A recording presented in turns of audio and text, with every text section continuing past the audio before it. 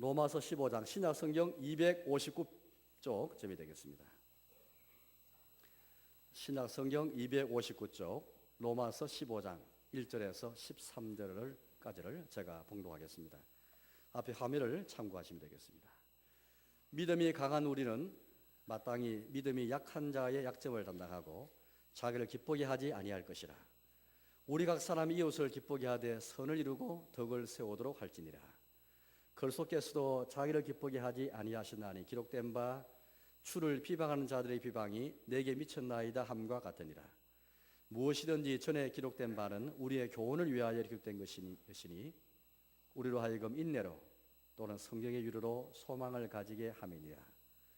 이제 인내와 유로의 하나님이 너희로 그리스도 예수를 본받아 서로 뜻이 같게 하여 주사 한 마음과 한 입으로 하나님 우리 주 예수 그리스도의 아버지께 영광을 돌리게 하려 하노라. 그러므로 그리스도께서 우리를 받아 하나님께 영광을 돌리심과 같이 너희도 서로 받으라. 내가 말하노니 그리스도께서 하나님의 진실하심을 위하여 할례의 추종자가 되셨으니 이런 조상들에게 주신 약속들을 견고하게 하시고 이방인들도 그 긍휼하심으로 말미암아 하나님께 영광을 돌리게 하려 하심이라. 기록된 바 그러므로 내가 열방 중에서 주께 감사하고 주의 이름을 찬송하리로다 함과 같으니라. 또 이르되 열방들아 주의 백성과 함께 즐거워하라 하였으며 또 모든 열방들아 주를 찬양하며 모든 백성들아 그를 찬송하라 하였으며 또 이사야가 이르되 이새의 뿌리 곧 열방을 다스리기 위하여 일어나신 이가 있으리니 열방이 그에게 소망을 두리라 하였느니라. 소망의 하나님이 모든 기쁨과 평강을 믿음 안에서 너희에게 충만하게 하사 성령의 능력으로 소망이 넘치게 하시기를 원하노라. 아멘. 하나님의 교회는 세상의 유일한 대안이고 유일한 소망입니다. 최근에 프랑스 파리에서 테러가 있었습니다. 17명의 사람이 사망하였고 많은 사람이 그렇게 이제 여러 가지 사상을 입었고요. 또 그래 370만 명의 사람들이 거리로 나가서 시위를 해드렸습니다. 유럽의 많은 정상들이 참가해가지고 대테러 시위를 그렇게 했더랬죠. 이천 여러분들 우리 사회뿐 아니라 세계적으로 얼마나 테러를 통해서 갈등이 얼마나 깊은지 우리 너무너무 잘 알고 있습니다. 하나가 되는 것이 얼마나 그렇게 연합하는 것이 얼마나 그렇게 어려운지 잘 알고 있습니다. 유대인과 이방인의 관계를 한번 생각해 보시죠.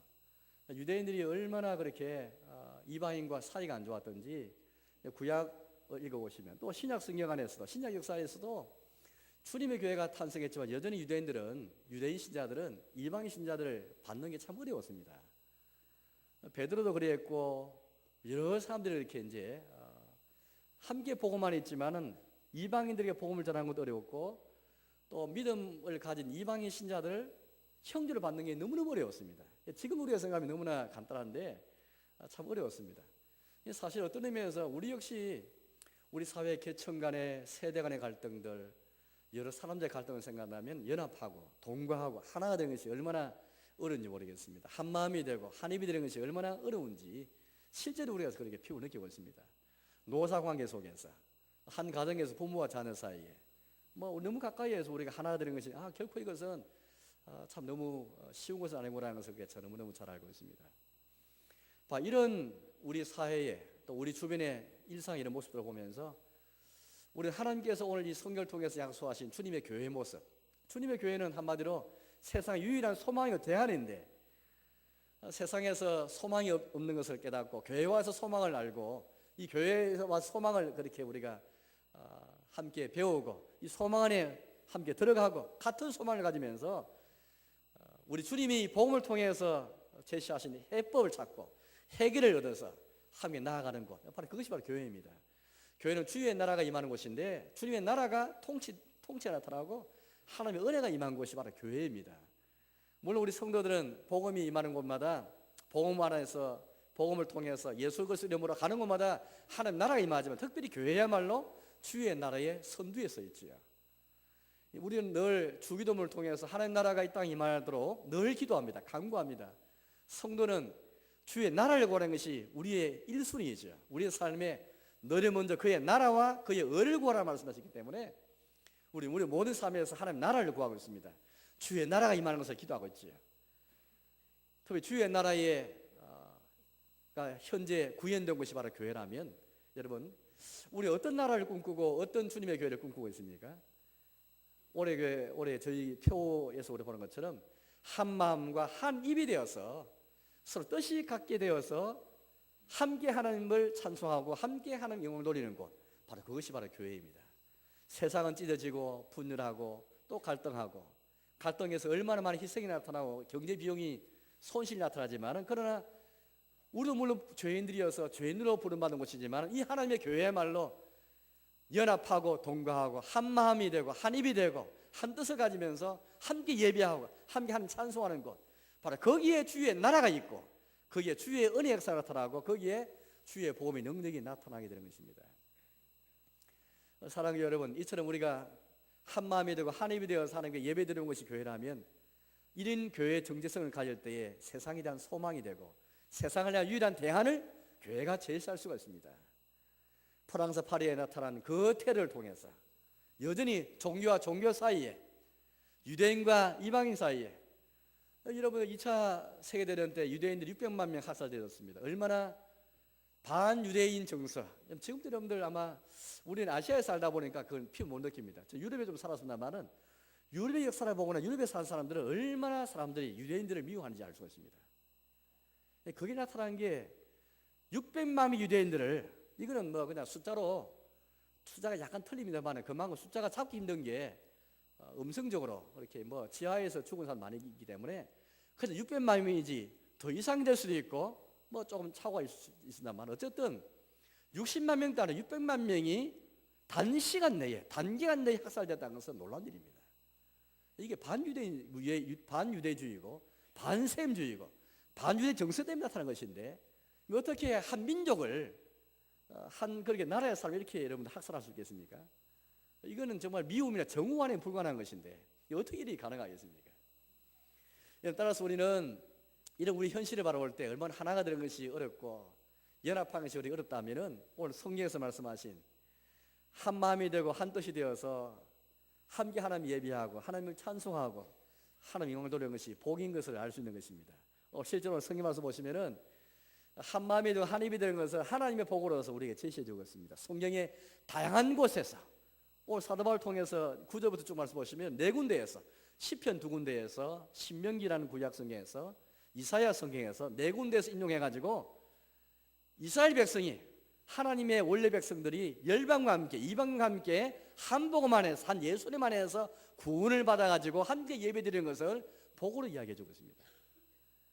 단순히 유대인과 이방인 하나가 된 거 말하지 않고, 오늘 이 15장과 14장 배경은 여러분 잘 아시는 것처럼, 우리 지난주에 제가 설명한 것처럼 로마 교회는 믿음이 강한 사람과 약한 사람 사이에 갈등이 있었습니다. 고기를 먹고 포도주를 마시는 문제, 나를 지키는 문제 때문에 하나 되지 못했습니다. 오늘 성경을 통해서 하나님께서 우리에게 유대인과 이방인이 하나가 되어서 함께 주 예수님 안에서 속량을 받아서 구원을 입어서 함께 한 마음으로 한 입으로 하나님을 예배하는 것을 우리에게 복으로 말씀하실까요? 구약 성경 네 군데에서 인용해서 이것을 우리 미래의 복으로 제시해 주고 있습니다. 우리 그걸 복으로 우리가 받고 복으로 여기면서 이 복에 참여해서 함께 하나님을 찬송하고 계십니까? 우리 사회 현실을 여러분 아시는 것처럼 이거 하나가 되는 것은 결코 자동으로 되는 게 아닙니다. 그냥 이거 뭐 쉽게 되는 것이 결코 아닙니다. 우리 역사가 증명해 주고 있습니다.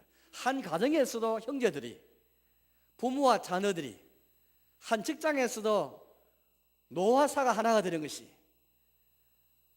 우리 친구들이 하나가 되는 것이 얼마나 어려운지 너무나 잘 알고 있습니다. 하나님의 교회 안에서 우리 함께 모였지만은 여러 입들이 모여있고 여러 마음들이 모였지만은 한 마음이 되고 한 입이 되어서 함께 하나님 예배하는 주의 나라를 경험하는가, 하나님 주시는 이 복을 누리고 있는가. 무엇보다도 더 나아가서 한 마음이 되고 한 입이 되어서 하나님 예배하는 것을, 오늘 성경 말씀은 이걸 오늘 강조하고 있는데요, 예수님을 본받는 것이다, 그렇게 말하고 있습니다. 예수님 본받는 것이다. 교회는 그냥 공동체가 아닙니다. 흔히 우리가 가족 공동체, 국가 공동체, 뭐 이런 공동체라는 말을 써가지고, 영어는 커뮤니티라는 말을 써서 공동체 말을 쓰는데, 물론 세상의 눈에 보면 교회도 공동체인 것은 맞습니다. 그냥 커뮤니티이죠. 지역 공동체, 뭐 사회 공동체, 공동체인 건 분명합니다. 그러나 성경의 눈에 본다면, 우리 신자의 눈에 본다면 교회는 공동체 이상입니다. 사람이 세우고 설립한 그 이상으로 하나님이 세우시고 예수님께서 피 흘려 사신 하나님 백성들의 회중이요 모임이기 때문에 주님이 세우신 주님의 집이요 주의 성소입니다. 따라서 교회는 세상에 대해서 대안을 제시하고, 오늘 계속해서 소망이라는 말씀이 많이 나오는데요, 13절 말씀 보니까 소망의 하나님이 하면서 소망의 하나님, 또 4절 말씀 보니까 소망을 가지게 함이니라 말씀하고 계십니다. 갈등이 많고 분열이 많고 찢어지는 세상 속에서 혹시 소망이 없는 우리를 하나님께 불쌍히 보시고 그런 가운데 소망이 있다, 희망이 있다 말씀하시면서 우리 하나님은 소망의 하나님 아니냐, 교회가 이 소망을 가지고 있고 우리 하나님은 소망의 하나님이시다. 이 다종교 다문화 사회에서 여러 종교가 공존하고 여러 문화의 사람들이 문명 충돌을 일으키지 않고 하나가 될 수 있는 것은 주 예수가 하나님을 불러들어갑니다. 주 예수님 안에 함께 구원을 받고 함께 은혜를 받아가지고 한 마음이 되고 하나님이 될 때 가능한 것이지, 하나님께서는 이 복음을 통해서 주의 교회 안에 소망을 주시고 우리 하나님은 소망의 하나님으로서 그 소망을 우리 제시하시고 우리 교회가 이 소망의 복음을 갖고 이 소망의 복음을 가지고서 세상에 나가서 하나가 되는 이 소망을 그렇게 전파하기를 원하십니다. 한 마음과 한 입이 되어서 함께 하나님을 예비하고 함께 하나님을 찬송하고 함께 하나님을 영광 돌리는 것이죠. 이게 예수님을 닮는 것이다 그렇게 말씀하십니다. 교회는 예수님이 세우신 것인데 우리 신자는 그리스도인이라 불리는데, 예수 그리스도를 따르는 사람이 그리스도인이라는 말인데 그리스도를 추종하고 그리스도를 믿고 그리스도를 의지하고 그리스도를 바라보고 그리스도를 고백하는 사람이 그리스도인이라면 우리는 당연히 그리스도를 따라가는 사람입니다. 그리스도를 믿는 사람인데요, 그 예수님을 닮아가는 사람인가? 예수님을 닮는 길은 바로 우리가 나중에 우리 함께 말씀 보겠습니다만은 예수를 닮을 때의 한 마음이 되고 한 입이 되어서 함께 하나님 영광 돌릴 수가 있습니다. 한 마음과 한 입이 되는 것은 첫째는 예수님을 닮는 것이고 두 번째는 주님의 복에 참여하는 것입니다. 첫 번째 먼저 우리 예수님을 본받는 것임을 여러분께 설교하려고 합니다. 여러분 5절과 6절 말씀 읽어보겠습니다. 5절과 6절인데요, 제가 봉독하겠습니다. 이제 인내와 위로의 하나님이 너희로 그리스도 예수를 본받아 서로 뜻이 같게 하여 주사 한 마음과 한 힘으로 하나님 곧 우리 주 예수 그리스도의 아버지께 영광을 돌리게 하려 하노라. 여기 5절 끝에 말씀 보니까 그리스도 예수를 본받아라고 말씀합니다. 그리스도 예수를 본받아서 우리가 한 마음이 되고 한 힘이 되어서 하나님께 영광을 돌리게 되는 것입니다. 예수님 본받는 길입니다. 우리 한 마음이 되고 한 힘이 되는 것은 예수님 안에서 함께 예배드리면서 하나가 되고 연합하는 것은 예수님을 닮아가고 예수님 본받는 길입니다. 우리 얼마나 예수님을 본받기를 원하셔요? 얼마나 예수님을 나의 본으로 삼고 따라하기 원하십니까? 우리 주님의 십자가는 우리의 구원을 끼친 사건일 뿐 아니라 우리에게 본을 끼치신 사건입니다. 베드로전서 2장 21절 말씀에도 주 예수께서 너희를 위해서 고난을 받으사 본을 끼치심으로 그의 자취를 따라오게 하려 하시니라 이렇게 말씀하고 계십니다. 예수님의 구원 사역은 유일한 사역이죠. 우리 흉내낼 수 없는 사역입니다. 그건 우리가 본받을 수 없는 사역이지만은 그러나 예수님의 생애, 예수의 삶은 우리의 본입니다. 우리에게 본을 끼치사 그의 자취를 따라오게 하셨다라고 말씀하고 있습니다. 예수의 마음, 예수의 생각, 예수님의 모든 족적들 우리가 따라가고 본받아야 그런 사실들인데 오늘 여기도 이렇게 말씀하고 계십니다. 그래서 예수를 본받아. 그래서 예수를 본받을 때 한 마음이 되고 한 입이 될 수가 있습니다.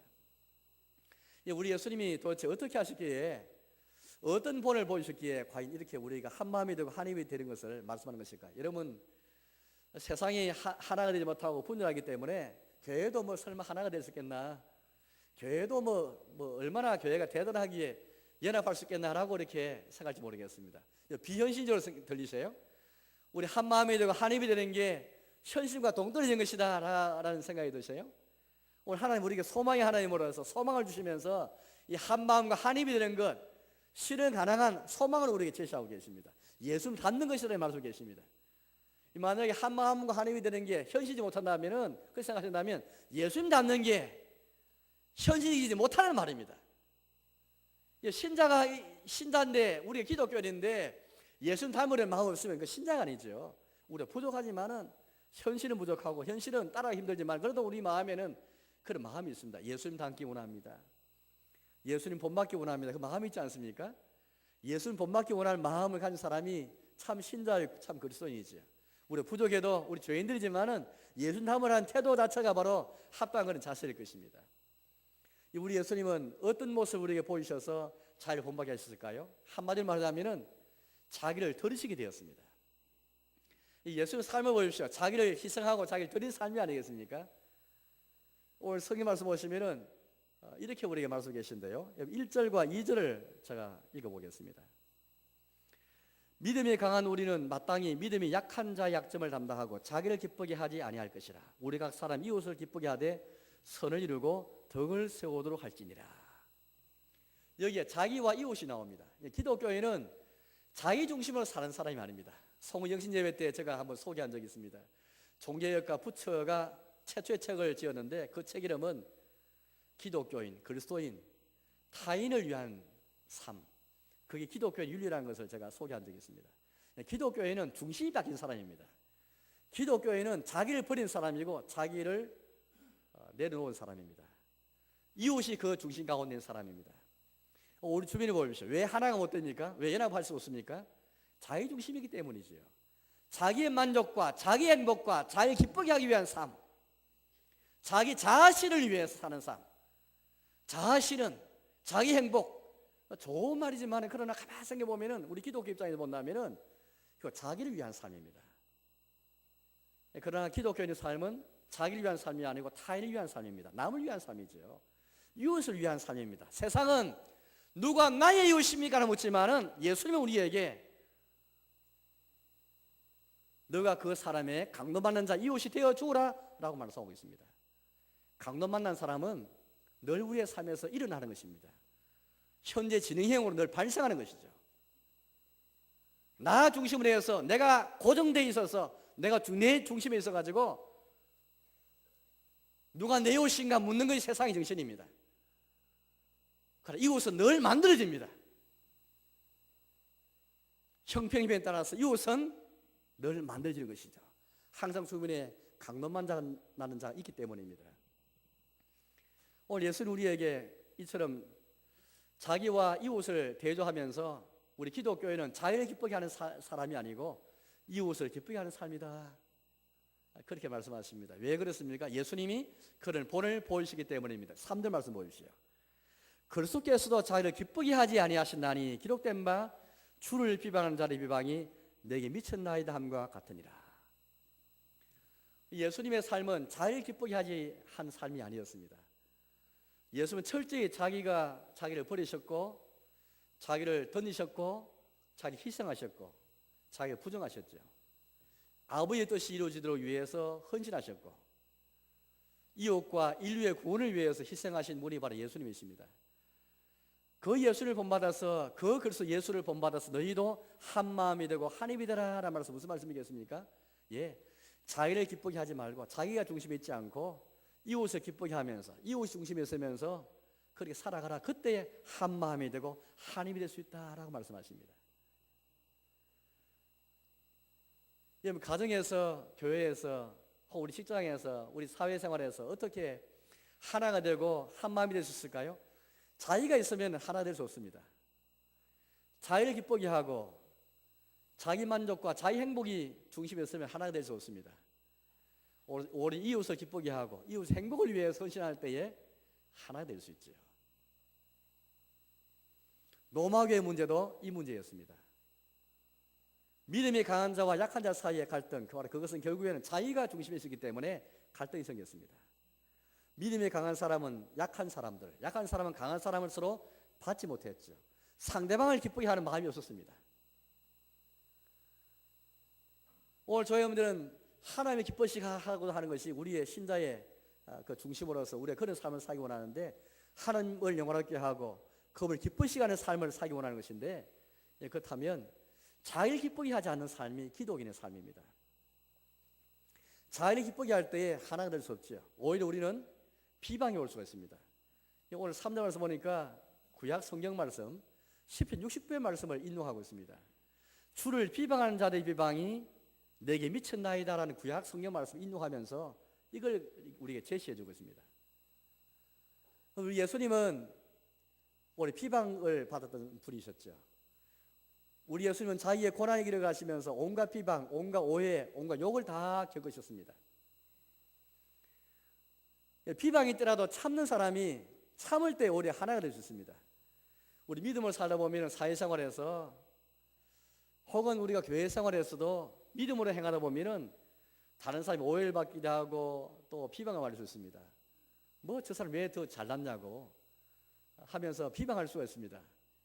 특히 재정사회원에 있는 분들이 비방을 많이 받을 수 있는데 동거관계다 보니까 받을 수 있는데 재정사회원뿐만 아닙니다. 교회 앞장서는 우리 중직자들이 비방을 받을 수 있습니다. 그때마다 예수님을 생각해 보십시오. 시편 69편은 다윗의 시편인데 다윗 역시 주님의 나라를 위한다고 비방을 많이 받았습니다. 다윗의 인생을 알잖아요. 다윗의 생애를 잘 알고 있습니다. 주님의 이름 때문에 비방을 받았습니다. 그때 비방을 못 참으면은 하나가 되지 못한 것입니다. 비방이 내게 미친다 할지라도 자를 기쁘게 하는 것이 아니고 비방을 받는 한이 있어도 참을 때에 한 마음이 되고 한 입이 됩니다. 예수님께서 그런 삶을 살았습니다. 다윗의 자수로 오신 예수님께서 그런 비방받는 삶을 사시면서 자를 기쁘게 하지 않고 이웃을 기쁘게 하였죠. 이제 오늘 예수님을 본받기 원하는 저희들도 마찬가지입니다. 자기가 기쁘게 하는 삶이 아니고 비방이 오더라도 참는 삶, 이게 예수님을 따라가는 건 삶입니다. 우리 교회 생활에서 직장 생활에서 우리의 신앙 때문에 비난받더라도 잘 참고 잘 인내할 때 하나님께서 우리를 통해서 하나된 역사가 나타나게 하시고 우리 주 예수님 안에 있는 연합의 역사가 이렇게 나타나게 해주시는 것입니다. 우리가 이렇게 앉아있지만은 우리 구역 활동을 통해서 혹은 우리 뭐 사회원이나 전도 활동을 통해서 혹은 우리가 때로는 마음이 상할 때 있습니다. 하나님 못할 때 있습니다. 그때마다 여러분들 비방을 참고 나 중심이 아니고 형제를 기쁘게 하는 삶, 그런 삶을 살 때에 2절 말씀 보니까 이웃을 기쁘게 하되 선을 이루고 덕을 세우도록 할지니라, 그런 말씀을 계십니다. 이웃을 기쁘게 하되 선을 이루고 선, 결국 이웃을 기쁘게 하는 것은 선을 이루기 위함이고 덕을 세우기 위함입니다. 그럴 때에 한 마음이 되고 한 입이 되어서 바로 그때 교회의 정체성을 가지고 여기에 주님의 나라가 크게 능력 있게 임하는 것입니다. 복음의 역사가 나타나게 되는 것이죠. 뿐만이 아닙니다. 오늘 이 4절 말씀 보니까 그런 말씀이 나오는데요, 갑자기 성경을 통해서 인내와 안위를 받으라, 위로를 받으라 말씀하고 계시고 하나님이 인내와 위로의 하나님이다, 그렇게 말씀하고 계십니다. 아까 바울을 통해서 인용되어진 구약성경 시편 69편 말씀을 우리에게 인용하면 한 이유가 이것 때문입니다. 비방받을 때에 하나님께서 우리에게 비방받는 그것으로 그치게 하지 않고요, 하나님께서 그 순간에 우리에게 위로를 주기 원하셔요. 비방받을 때 우리에게 아이고 비방받으면은 안 좋은 일만 있을 것이다 이런 생각할지 모르겠어요. 그렇지 않습니다. 하나님은 소망의 하나님이시기 때문에 비방받는 순간에도 우리에게 위로를 주시고 또 인내를 주셔요. 인내가 있으면 비방에서도 잘 참을 수 있잖아요. 인내하는 것은 정말 어려운데 하나님의 은혜고 은사입니다. 그런데 하나님께서 인내와 위로의 하나님이신데 그걸 우리에게 주기 원하셔요. 어떻게 주기 원하십니까? 시편 69편 같은 말씀을 통해서 나보다 앞서서 다윗 같은 자랄지라도 우리 예수님께서도 믿음의 선진들이 비방받았던 그 기록을 읽으면서 우리 역시 비방받을 때에 하나님의 성경을 통해서 우리는 그 역사를 읽어가는 가운데 하나님이 나에게 위로를 주시고 인내를 주기 원하시는 것입니다. 여러분, 제가 4절을 읽어보겠습니다. 4절입니다. 무엇이든지 전에 기록된 바는 우리의 교훈을 위하여 기록된 것이니 우리로 하여금 인내로 또는 성령의 위로로 소망을 가지게 함이니라. 이제 인내와 위로의 하나님이 너희로 그리스도 예수를 본받아 서로 뜻이 같게 하여 주사. 성경을 읽을 때 우리는 인내와 위로를 배우게 됩니다. 위로가 필요할 순간에, 비방이 있을 때에 정말 위로가 필요하고 인내가 필요할 때 성령 말씀 보여주시오. 다윗의 생애를 보여주시오. 예수님의 생애를 보여주시오. 믿음의 선들의 생애를 한번 바라보시기 바랍니다.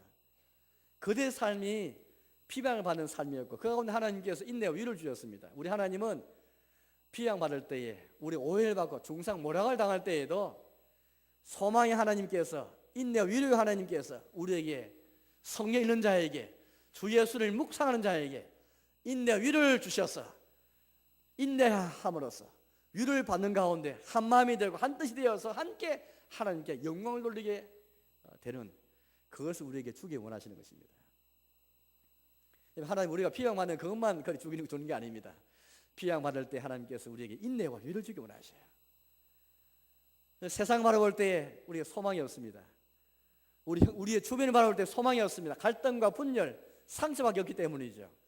좌절밖에 없습니다. 비방받을 때 그런 생각이 듭니다. 그러나 우리 하나님은 소망의 하나님으로서 성령 있는 자에게, 성령 묵상하는 자에게 이런 다윗과 예수님과 믿음의 선지자의 삶을 기록한 성경을 읽을 때에 또 우리 하나님께 나아가는 자에게 그 소망의 하나님이 인내 위로 하나님께서 우리에게 우리 꼬비사의 위로와 인내를 주기 원하시는 것입니다.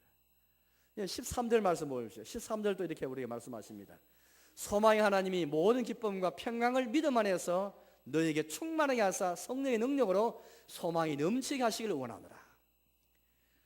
정말 우리에게 소망이 필요한 것이 인생이지 않습니까? 우리의 가정에도 내 영혼에도 내 심령에도 우리 교회에도 소망이 필요한데 우리 하나님은 소망의 하나님이십니다. 기독교는 소망의 종교인데 성경 말씀은 소망의 말씀입니다. 소망을 주기 원하십니다. 어떻게 기쁨과 평강을 주셔서 성령님의 능력으로 우리 주 예수님 안에서 믿음 안에서 사람의 힘으로 이 소망을 얻을 수 없습니다. 기쁨과 평강, 인내 위로를 주시는 하나님께서 비방받을 때에 우리 중상 모략을 당하고 오해를 받고 힘들어할 때 역경 속에 있을 때 하나님은 기쁨과 모든 기쁨 모든 평강을 주셔서 성령 능력으로 소망이 넘치게 하기 원하는 것, 이게 하나님 뜻이 하나님의 원하심입니다. 우리 사랑하는 교회 여러분, 한 마음이 되고 한 힘이 되는 것도 마찬가지입니다. 바로 이 소망은 하나님께서 비방받을 때에도 오해가 많다 할지라도 내가 상처된다 할지라도 하나님께서 우리에게 인내하게 하시고 위로를 주셔서 기쁨과 평강을 주셔서 성령 능력으로 믿음 안에서 예수님을 본받게 하시고 예수님 따라가게 하심으로써 우리 교회 안에 우리의 삶 속에 소망이 넘치기를 그렇게 원하시는 것입니다. 올해 우리가 한 마음이 되고 한 힘이 되어 함께 나아갈 때 예수님 본받아 나갈 때 우리 교회 안에 소망이 그렇게 넘칠 수가 있습니다. 누군 이 교회 안에 들어올 때마다 이 교회에 출입할 때마다 소망이 없어서 힘들어하는 그런 우리 이웃들에게 소망을 제시하는 인내와 위로를 얻고 모든 기쁨과 평강을 얻는 가운데 소망을 가지는 이 소망에 대해서 우리 지금 말씀하고 계시는 것입니다. 뿐만 아니라 우리 예수님을 본받는 것은 자유 기쁘게 하지 아니하고 이웃을 기쁘게 하는 삶, 그 삶뿐 아니라 서로 받는 삶에 대해서 우리에게 말씀하고 계신데요, 이렇게 예수님께서 우리에게 본을 보여주셨습니다. 7절 말씀을 제가 읽어보겠습니다. 7절입니다. 그러므로 그리스도께서 우리를 받아 하나님께 영광을 돌리심과 같이 너희도 서로 받으라. 그리스도께서 우리를 받으셨기 때문에 너희도 서로 받으라, 그렇게 말씀하고 계십니다. 여러분, 로마 교회에 믿음이 강한 사람과 약한 사람은 여러 그룹들이 서로 받지를 못했습니다. 받는다는 것은 서로 인정하고 서로 받아주지 못하였죠. 서로 자기의 모임에, 자기의 교제권에, 우리의 세계 속에 받지 못하였습니다. 결국에는 모든 우리 주변의 갈등들이 이것 때문이지 않습니까? 서로 받지 못했기 때문에 갈등이 생기지 않습니까? 그런데 우리 예수님께서 본을 보여주셨습니다. 그리스도께서 우리를 받아 하나님께 영광을 돌리신 것 같이 너희도 서로 받으라. 로마계의 문제는 서로 받지 못하기 때문입니다. 우리의 갈등도 마찬가지죠. 우리가 서로 받지 못하기 때문에 갈등이 생기는 것입니다. 한 마음이 되고 한 힘이 되기 위해서는 그냥 되는 게 아니고 예수님 닮아가야 되겠는데, 자의중심이 아닌 이웃이 중심이 된 예수님 본받듯이 우리를 받으신 예수님 닮는 것입니다. 예수님께 우리를 어떻게 받았습니까? 이 우리 안에는 유대인이 있고 이방인이 있습니다. 우리 예수님이 어떻게 유대인을 받으시는지 한번 상상해 보십시오. 예수 유대인이시지만은 그러나 우리 예수님은 그리스도이십니다. 하나님의 아들이시지 않습니까? 하나님의 아들이시지만은 유대인처럼 되기 위해서, 유대인 받기 위해서 유대인의 모든 율법을 지키신 분이 우리 예수님이십니다. 하나님의 아들로서 그리스도로서 우리 예수님은 유대인이 짊어져야 할 의무, 율법의 의무를 짊어질 필요가 없는 분이십니다. 할례를 받을 필요가 없는 분이십니다. 그런데 하나님의 신실하심을 위해서, 또 하나님께서 일찍이 아브라함과 이삭과 야곱에게 조상을 주신 약속을 견고하기 위해서 우리 예수님께서 할례의 추종자 되셨죠. 제가 8절 말씀 읽어보겠습니다. 8절입니다. 내가 말하노니 그리스도께서 하나님의 진실하심을 위하여 할례의 추종자가 되셨으니 이는 조상들이 주신 약속들을 견고하게 하시고. 할례는 율법의 대표적인 상징이 바로 할례입니다. 그래서 할례를 지키는 사람은 모든 율법의 의무를 짊어진 사람입니다. 갈라디아서 5장 3절에 있는 말씀입니다. 할례를 지키라는 사람은 그는 모든 율법의 의무를 짊어진 자라 말씀하고 계십니다. 할례의 추종자라는 말은 섬기는 자라는 말인데요. 흔히 여러분 우리가 디아코니 하면 섬김이란 말이고 봉사라는 말인데, 섬기는 자라는 말이 여기서 나왔습니다. 그리스 말은 디아코노스인데요. 할례의 추종자실 때 추종자는 디아코노스입니다. 우리말로 번역을 좀 더 넘어가서 번역했는데 추종자인데, 할례의 추종자, 할례의 섬기는 자가 되셨습니다. 우리 예수님께서 왜 그리스도이심에도 불구하고 율법을 지킬 필요도 없고 할례를 받을 필요도 없음에도 불구하고 왜 할례의 추종자가 되셨습니까? 하나님의 진실하심을 위해서. 일찍 하나님께서 유대인들이 하나님이 되시겠다는 아브라함을 통해서 이삭과 야곱을 통해 하신 약속을 지키기 위해서, 주의 진실하심 위해서 우리 예수님이 율법을 다 지키셨고 할례의 승리자가 되셨습니다. 이렇게 하기 위해서 예수님이 자기를 희생하지 않고 자기를 부인하고, 우리 입장에서도 십계명이 있는데요. 우리 하나님의 계명이 있는데, 하나님의 계명 지킬 때에 자기를 가지고선 지킬 수가 없죠. 자기를 버리고 자기를 부정하고 자기를 부인할 때에만 계명을 지킬 수가 있듯이 우리 예수님께서도 그리스도이시지만은 할례의 추종자 되기 위해서는 자기를 희생하였습니다. 자기를 부인하셨죠. 자기를 버리셨죠. 하나님 아들이시니까 그냥 쉽게 했을 것이다 생각하지 마십시오. 우리 예수님께서도 얼마나 자기를 부인하기 위해서 기도하셨고 피땀 흘리셨고 눈물 흘리면서 죽게 간구한 분이 예수님이십니다. 죽기까지 순종하시고 나다리신 우리 예수님, 이런 예수님 모습 때문에 할례의 추종자가 되시면서 유대인들을 받아주셨죠. 그냥 유대인들을 받아준 게 아닙니다. 유대인들이 예수님 안에서 받아준 게 그냥 된 게 아닙니다. 이방인도 마찬가지입니다. 예수님이 이방인들을 받으신 것도 마찬가지입니다. 우리 예수님의 긍휼이 아니시라면 어떻게 여러분들 사마리아 수가성에 여인을 예수님이 받으셨고 저 가나안 성의 여인을 어떻게 예수님께 받아주겠습니까? 예수님의 긍휼하심이 아니면 받을 수가 없습니다. 우리 같은 죄인들, 이제 여기 앉은 우리 죄인들을 우리 예수님 받으시려면은 우리 주님의 긍휼과 사랑이 아니면 받을 수가 없죠. 우리 예수님께서, 하나님께서 왜 오늘 우리에게 이것을 말씀하고 계십니까? 그리스도께서 우리를 받으셨다는 말씀이 무슨 말씀이십니까? 그리스도께서 자기 부정과 자기 분을 통해서 유대를 받으시고 긍휼을 통해서 이방인을 받은 것처럼 너희도 서로 받으라. 우리가 서로 받기 위해서는 마찬가지인 것입니다. 자기를 부정하지 않고 자기를 희생하지 않고 자기가 살아있고서는 다른 사람을 향한 불쌍히 있는 마음이 없이는, 긍휼의 마음이 없이는 받을 수가 없습니다. 우리 사회를 보십시오. 우리 온 세계를 보십시오. 프랑스 테러를 보면서 우리는 다종교 다문화 사회에서 살아가는 것이 어떤 것인지 우리는 명확하게 우리가 배웠습니다. 우리 기독교를 해가지고 이슬람 신자를 미워해서는 안 됩니다. 이슬람의 교리는 우리가 다르지만은, 불교의 교리는 우리가 다르지만은 불교 신자를 미워해서는 안 됩니다. 모슬림을 미워해서는 안 됩니다. 비판하는 방법이 조롱의 방법이 되어서는 안 됩니다. 종교는 조롱의 대상이 아닙니다. 예수님께서 우리를 받으셨듯이 우리 그런 마음가짐 받을 때에 다종교 다문화 사회에서 기독교가 본을 보여주고 사랑을 나타내고 그때 복음의 능력이 나타내는 것입니다. 오늘 많은 근본주의 기독교인들이 근본주의 모슬림처럼 테러를 가지고 전쟁을 일으켜서 폭력을 이렇게 복음을 전파할 때가 많이 있습니다. 그럼 우리는 예수님이 어떻게 해서 받으신 것을 생각하면서, 어떻게 유대인을 받으시고 어떻게 이방인을 받으신 것을 기억하면서 그 예수님 모습을 본받아야 되겠습니다. 부모는 자녀를 받고 자녀는 부모를 받아야 되겠습니다. 나이 드신 분들은 젊은 사람을 받고 젊은 사람은 나이 드신 분을 받아야 되겠습니다.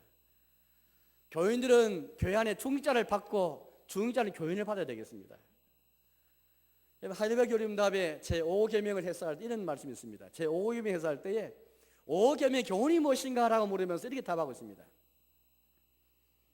부모의 권위뿐 아니라 내 위에 있는 모든 권위에 순종하면서 그 권위에 합당한 공경과 진실함을 나타내는 것이고, 그들의 가르침과 징계에 합당한 순종하고, 세 번째 중요합니다.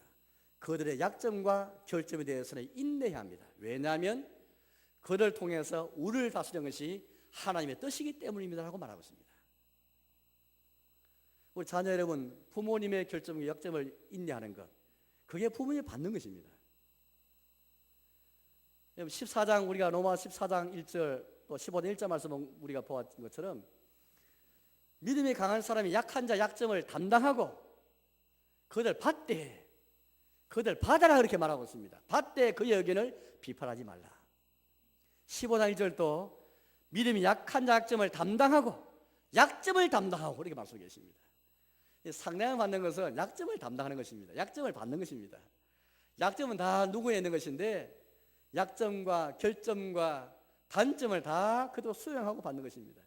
우리의 구역에서 약점을 서로 받지 않으면, 상대방의 결점 받지 않으면 하나 될 수 없습니다.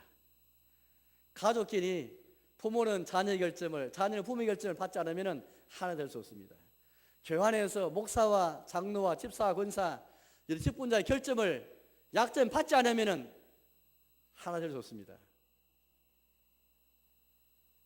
우리 사회 갈등들, 여러 세대 갈등들, 여러 계층 갈등들 어떻게 해서 생기고 어떻게 해서 극복할 수 있는지를 오늘 성경 우리에게 잘 말씀하고 계십니다. 우리 예수님처럼 자기 희생을 통해서, 자기 분을 통해서, 건강을 통해서 서로 받으라 그렇게 우리 말씀하십니다. 더 나아가서 한 마음이 되고 한 입이 되어서 하는 영광 돌리는 것은 예수님을 닮는 길뿐 아니라 더 크게 나아가서 주의 복에 참여한 것이다 그렇게 말씀하십니다. 10절과 11절, 12절까지 읽어보겠습니다. 10절입니다. 또 이르되 열방들아 주의 백성과 함께 즐거워하라 하였으며, 또 모든 열방들아 주를 찬양하며 모든 백성들아 그를 찬송하라 하였으며, 또 이사야가 이르되 이새에 뿌리고 열방을 다스리기 위하여 일어나신 이가 있으리니 열방이 그에게 소망을 두리라 하이느니라. 열방은 유대인이 아닌 모든 민족들을 가리키고, 주의 백성들은 원래 하나님 백성이었던 유대인을 가리킵니다. 이제 유대인이든 이방인이든 다 예수님을 통해서 구원받고 속량을 입어서 한 마음이 된 것을 우리에게 말하고 있습니다. 미래에 주어질 주의 복으로 이야기해주고 있습니다. 많은 사람들이 이걸 복으로 알지 못합니다. 하나가 되는 것을 복으로 알지 못합니다. 그래서 이제 우리가 현실에서 우리 가정에서든 우리 사회 현실을 보면서 얼마나 하나가 되는 것이 복이구나 하는 것을 깨닫듯이, 이제 오늘 이 말씀 보면서 주님의 교회가 한 마음이 되고 한 입이 되어서 세상에 소망을 제시하고, 소망의 하나님이 있는 우리가 소망을, 모든 사람이 다 주께 소망을 두는 가운데 한 마음이 되는 것이 정말 복이구나 하는 것을 깨달을 수가 있습니다. 올해 저희가 우리 교우들이 하나가 되어서 한 마음이 되고 한 입이 되어서 예수님 닮아갈 뿐 아니라 소망의 우화에 넘치고 이 복을 풍성히 누려야 되겠습니다. 얼만큼 이 복을 누리고 있는가, 얼만큼 주의 복에 참여하고 있는가, 그것은 우리가 얼마나 한 마음이 되는가, 한 입이 되는가, 거기에 달려 있습니다. 그냥 연합 그 자체 목적이 아니고, 그냥 하나가 되는 목적이 아니고 예수님 닮아가는 것입니다. 예수님처럼 닮아갈 때에, 예수님께서 우리 교회의 주인 되실 때에, 예수님께서 우리의 주가 되실 때에, 예수님 마음이 우리 가운데 있을 때에, 하나님 복을 누리고 주의 복을 절구하고 풍성히 참여할 때에 한 마음이 되고 한 입이 되어서 함께 예배하고 찬송하고 함께 하나님 영광을 돌릴 수 있습니다. 기적 같은 유대인과 이방이 하나가 되듯이, 믿음이 강한 사람, 약한 사람 하나가 되듯이, 어떤 종류의 계층이든지 어떤 계층에 어떤 종류의 사람이든 간에 우리 예수님 안에서 함께 한 마음이 되고 한 입이 될 수 있습니다. 아무쪼록 우리 예수님 안에서, 믿음 안에서 성령의 능력으로 소망의 하나님이 우리와 하여금 서로 뜻이 같게 하여 주사 한 마음이 되고 한 입이 되어서 함께 한 영광을 돌리는 주님의 교회, 우리 교회뿐 아니라 우리 곳곳마다 주의 나라가 임하는 역사를 경험하는 저와 여러분 되시기를 주님의 이름으로 축원합니다.